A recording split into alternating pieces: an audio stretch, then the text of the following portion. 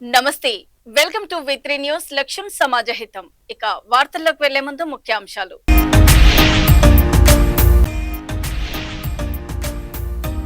నర్సంపేటలో శాంతి భద్రతలకు విఘాతం కలిగించొద్దు.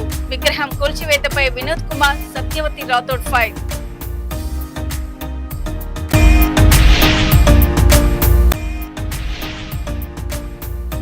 భూమి లేని పేదలకు ఎకరం భూమి ఇవ్వాలి. సామాజిక మార్పు కోసం భూమి లక్ష్మి పథకం అవసరమన్న కవిత.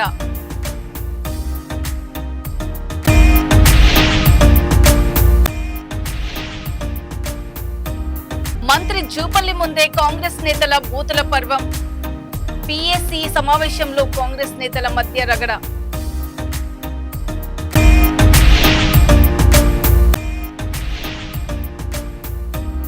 దేవరకొండ ప్రభుత్వ జూనియర్ కాలేజీలో లెక్చరర్ పై దాడి. విద్యార్థినులను వేధిస్తున్నారన్న ఆరోపణలతో ఏబీవీపీ ఆందోళన. నర్సంపేటలో పెద్ది సుదర్శన్ రెడ్డి విగ్రహం కూల్చివేతపై మాజీ ఎంపీ బోయినపల్లి వినోద్ కుమార్, మాజీ మంత్రి సత్యవతి రాథోడ్ తీవ్రంగా స్పందించారు. ప్రైవేట్ స్థలంలో ఏర్పాటు చేసిన విగ్రహాన్ని తొలగించే అధికారం పోలీసులకు ఎక్కడిదని వినోద్ కుమార్ ప్రశ్నించారు. 1500 మంది పోలీసులతో వచ్చి విగ్రహాన్ని కూల్చివేయడం ఏంటని నిలదీశారు. నర్సంపేట ప్రాంతంలో ఇప్పటికీ అనేక వివాదాలు జరుగుతున్న నేపథ్యంలో ఇలాంటి చర్యలతో ఉద్రిక్తతలు రెచ్చగొట్టి శాంతి భద్రతలకు విఘాతం కలిగించొద్దని సూచించారు. అనుమతులు లేకుండా రోడ్లపై ఉన్న అన్ని విగ్రహాల జాబితా తీసుకుని వాటిని కూల్చివేస్తారా అని ప్రశ్నించారు. పెద్ది సుదర్శన్ రెడ్డి పేరు, విగ్రహాన్ని తొలగిస్తే ప్రజలు ఆయనను మర్చిపోతారని భావించడం పొరపాటని అన్నారు. రాబోయే ఎన్నికల్లో మాధవరెడ్డికి డిపాజిట్లు కూడా దక్కవంటూ ఆమె తీవ్ర వ్యాఖ్యలు చేశారు. రేపు జరిగే నర్సంపేటలో నువ్వు అనుకుంటున్నావేమో పెద్ది సుదర్శన్ రెడ్డి చనిపోయిండు, లేకపోతే ఇవాళ ఆయన విగ్రహం కూలగొట్టినాం, తర్వాత మాకు తిరుగు ఉండదని. కానీ బిడ్డ, నీ డిపాజిట్ రాదు. నీ తలదన్నే వాడు తప్పకుండా నర్సంపేటకు వస్తారు. కేసీఆర్ గారి ఆదేశాలతోని రేపు రాబోయే రోజుల్లో కార్యకర్తల్ని, అక్కడ ప్రజల్ని కాపాడుకోవటానికి మీకు ఏమాత్రం ఇంగిత జ్ఞానం ఉన్నా సుదర్శన్ రెడ్డి గారు మరి ఆ నియోజకవర్గం 80 ఏళ్ళు దేశానికి స్వాతంత్ర్యం వచ్చిన 80 ఏళ్లలో మరి కేసీఆర్ గారి నాయకత్వంలో ఆయన ఓడిపోయినా గెలిచిన 5 ఏళ్ళు, ఓడిపోయిన 5 ఏళ్ళు, 10 ఏళ్లలో చేసిన అభివృద్ధి 80 ఏళ్లలో జరగని అభివృద్ధి చేసిండు. అందుకని ఆయన అందరి గుండెల్లో ఉన్నాడు. నువ్వేదో చెరిపేస్తే చెరిగిపోయే చరిత్ర కానీ పేరు కానీ కాదు అనే విషయాన్ని నువ్వు గుర్తుపెట్టుకోవాలని నిన్న 1500 మంది పోలీసులతోని మొత్తం నర్సంపేట నగరాన్ని కర్ఫ్యూగా నిర్బంధించి మా పార్టీ నాయకులందరినీ అరెస్టులు చేసి ఇలా విగ్రహాన్ని తొలగించి అక్కడ ఉన్న స్తూపాన్ని కూల్చడం జరిగింది. ఈ రాష్ట్ర ప్రభుత్వానికి అధికారం లేదు. ఏమంటున్నారు? Assignment land. జిల్లా కలెక్టర్ గారికి, జిల్లా సిపి గారికి చెప్తున్నా, వినండి. ఇదే పెద్ది సుదర్శన్ రెడ్డి గారు అక్కడ అసైన్మెంట్ ల్యాండ్ నిర్వాసితులకి రాష్ట్ర ప్రభుత్వం తరఫున ప్రతి ఎకరానికి కంపెన్సేషన్ ఇప్పించి ఆ హాస్పిటల్ కట్టించాడు. మిగిలిపోయిన జాగలో ఆ దాతలు ఇలా మా భూమి ఇస్తామని చెప్పినారు. అది ప్రభుత్వ భూమి కాదది. That is an assignment land.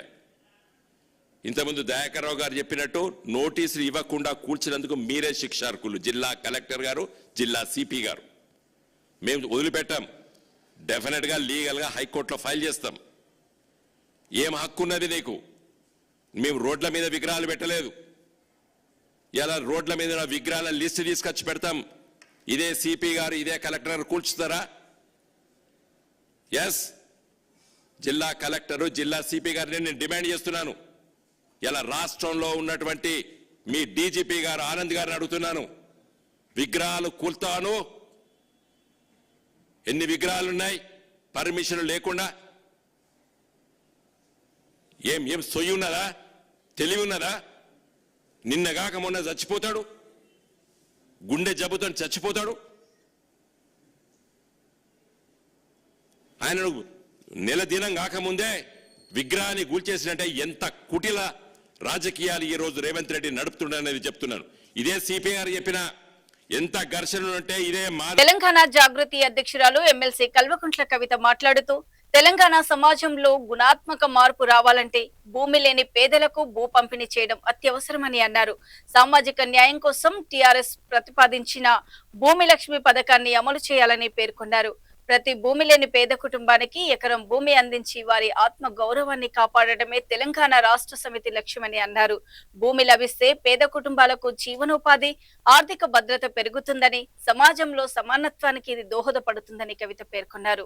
ఈ రేవంత్ రెడ్డి గారికి, రియల్ ఎస్టేట్ వ్యాపారం చేసే రేవంత్ రెడ్డి గారికి భూమి అంటే ఆయనకు ఒక ట్రాన్సాక్షన్ కావచ్చు, కానీ నా పేద బీసీ ఇంటి ఆడబిడ్డకు భూమి అంటే ఒక ఇమోషన్. నా పేద దళితులకు భూమి అంటే ఒక ఇమోషన్. నా ఆదివాసీలకు భూమి అంటే పంచ ప్రాణం. వదిలిపెట్టి ఉండలేరు, అడవిని వదిలిపెట్టి, భూమిని వదిలిపెట్టి. ఆ విషయం అర్థమవుతలేదు రేవంత్ రెడ్డి గారికి. మానవత్వం అన్నది పరిపాలనలో లోపించింది.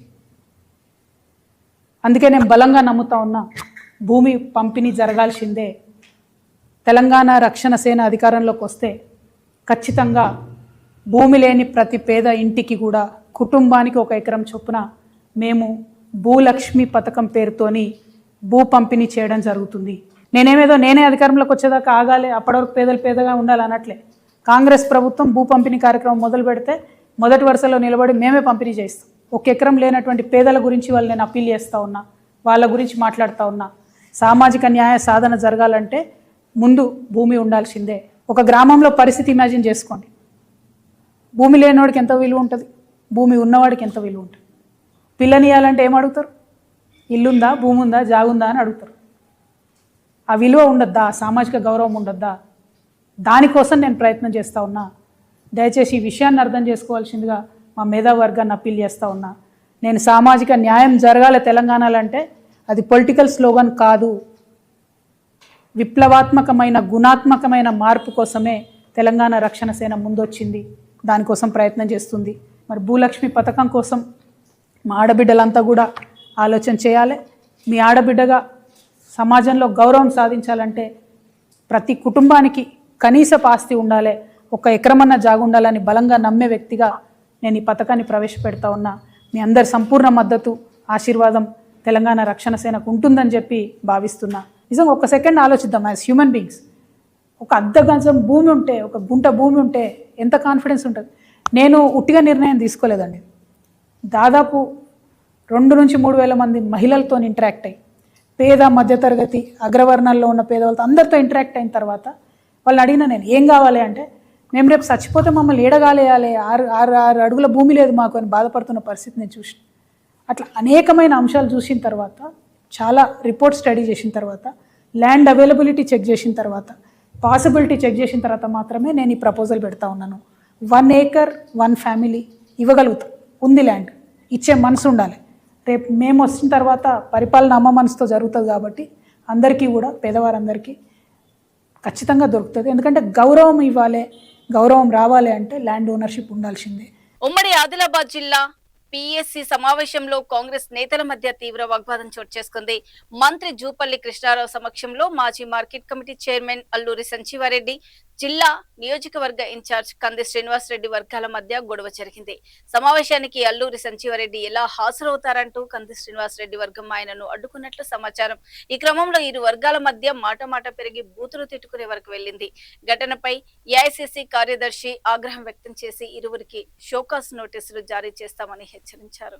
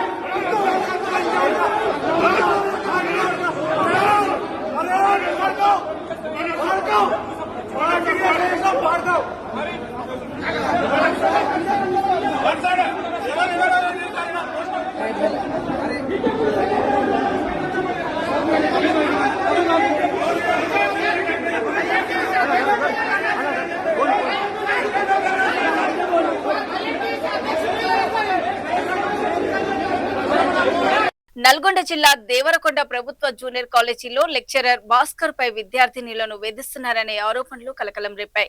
కొంతకాలంగా విద్యార్థినులను లైంగికంగా వేధిస్తున్నారని ఆరోపిస్తూ ఏబీవీపీ కార్యకర్తలు కాలేజీ ఎదుట ఆందోళన చేపట్టారు. ఈ క్రమంలో లెక్చరర్ పై భౌతికంగా దాడి చేసినట్లు సమాచారం. ఘటనపై స్పందించిన ఏబీవీపీ కార్యకర్తలు విద్యార్థినుల ఫిర్యాదులపై విచారణ జరిపి అవసరమైతే ఫోక్సో చట్టం కింద కేసు నమోదు చేయాలని డిమాండ్ చేశారు. విషయం తెలుసుకున్న పోలీసులు పరిస్థితిని పరిశీలించి దర్యాప్తు చేపట్టారు.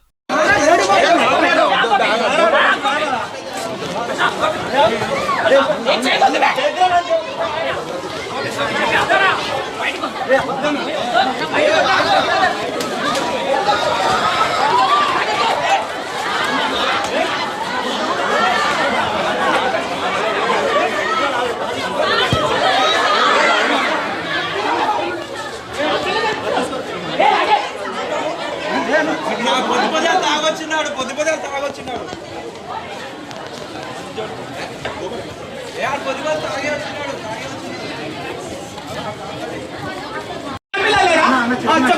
ఏం చేసినా చెప్పు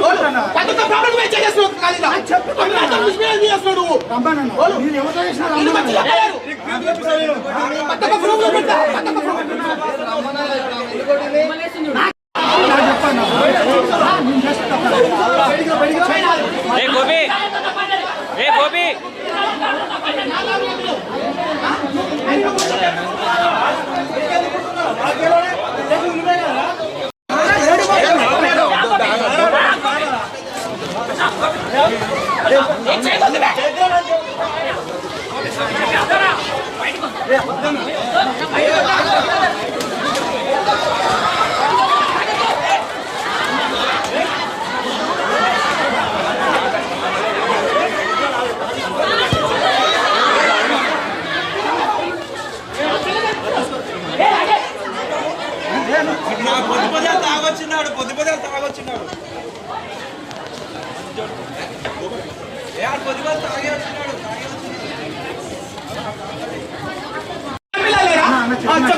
ఏం చేసినా చెప్పు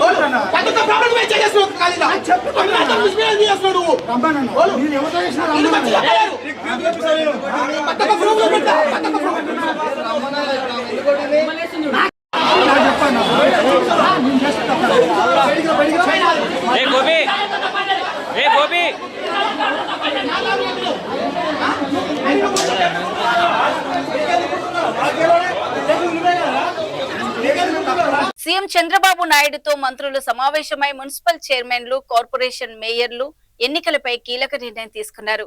ఇకపై చైర్మన్లు, మేయర్లను ప్రత్యక్ష పదవిలో ఎన్నుకునేలా చట్ట సవరణ చేయాలని నిర్ణయించారు. ఈ అంశంపై నేడు జరిగే కేబినెట్ సమావేశంలో చర్చించి నిర్ణయం తీసుకోనున్నారు. అనంతరం వెనువెంటనే అసెంబ్లీలో సవరణ బిల్లును ప్రవేశపెట్టాలని ప్రభుత్వం నిర్ణయించినట్లు సమాచారం.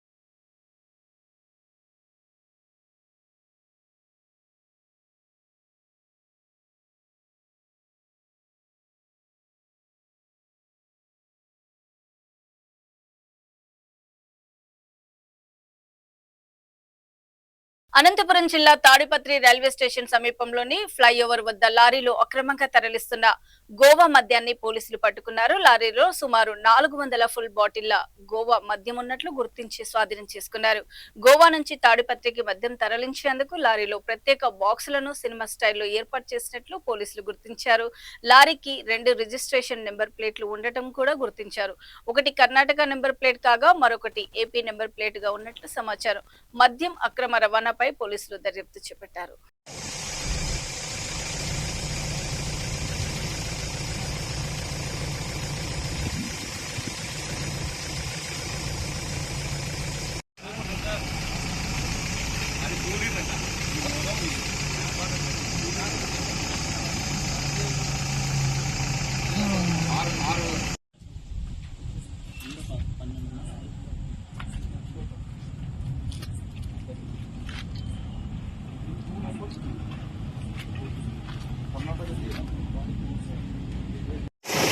నా బాగుందా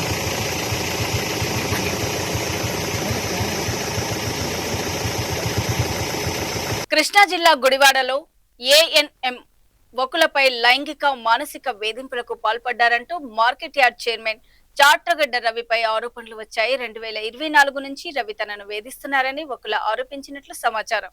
ఈ విషయంపై తన తండ్రి పలుమార్లు రవిని హెచ్చరించినా వేధింపులు ఆగలేదని ఆమె పేర్కొన్నారు.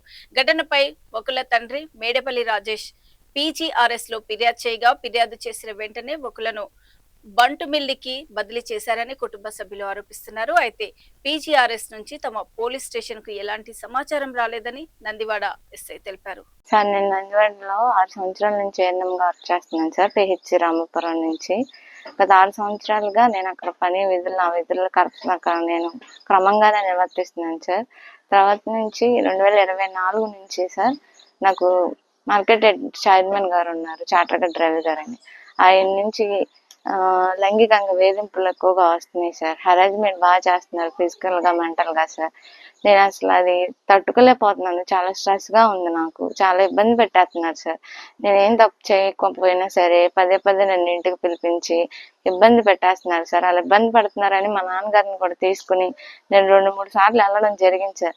అయినా సరే మా నాన్నగారు వచ్చినా సరే మొన్న అసలు ఆయన అసభ్య పదజాలం యూజ్ చేసి ఎలా పడితే అలా మాట్లాడి మమ్మల్ని ఒక ఆడపిల్లని కూడా చూడకుండా, నన్ను అది కాకుండా అక్కడ పనిచేస్తున్నానని కూడా చూడకుండా సార్ నన్ను ఎలా పడితే అలా మాట్లాడేసి మా నాన్నగారిని అక్కడి నుంచి పంపించేశారు సార్. నన్ను చాలా ఇబ్బంది పడుతున్నారు సార్. నా వర్క్ ప్లేస్ లో నేను పని చేసుకోవడానికి నాకు చాలా ఇబ్బందిగా ఉంది సార్. ఇవన్నీ ఫిజికల్ గా మెంటల్ గా నేను తట్టుకోలేకపోయి నేను నిన్న పీజీఆర్ఎస్ లో మా నాన్నగారు కంప్లైంట్ ఇప్పించారు సార్.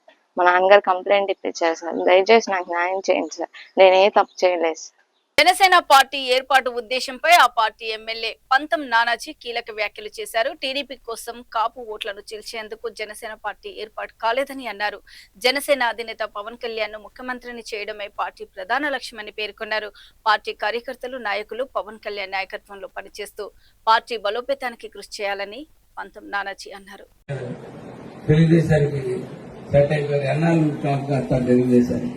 తెలుగుదేశాన్ని కాపుగాయడానికి పార్టీ పెట్టలేదు.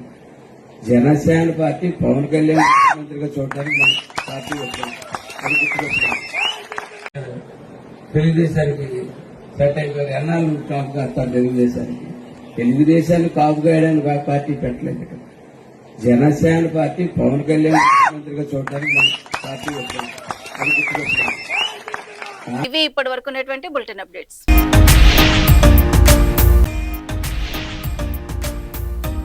నర్సంపేటలో శాంతి భద్రతలకు విఘాతం కలిగించొద్దు, విగ్రహం కూల్చివేతపై వినోద్ కుమార్, సత్యవతి రాథోడ్ ఫైర్.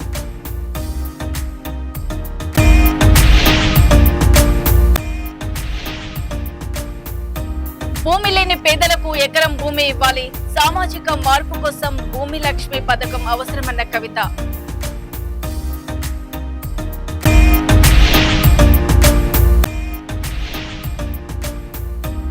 మంత్రి జూపల్లి ముందే కాంగ్రెస్ నేతల బూతుల పర్వం, పిఎస్సి సమావేశంలో కాంగ్రెస్ నేతల మధ్య రగడ.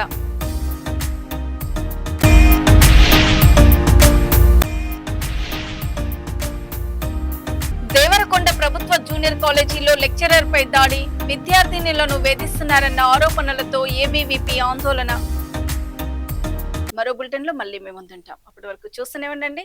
B3 న్యూస్, లక్ష్యం సమాజహితం. నమస్తే.